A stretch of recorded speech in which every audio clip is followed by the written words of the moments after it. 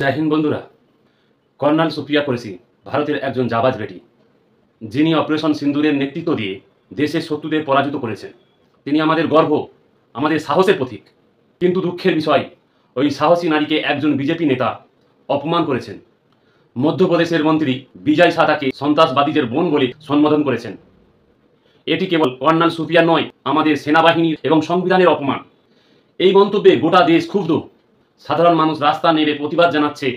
তারা বলছে, এটি কেবল একজন ব্যক্তির অপমান নয়, এটি আমাদের সংবিধানের চেতনার বিরুদ্ধে আঘাত। সংবিধান আমাদের সমতা, স্বাধীনতা এবং সম্মানের অধিকার দেয়। কিন্তু এই ধরনের মন্তব্য কি সংবিধানের মূল্যবোধকে অপমান করে না?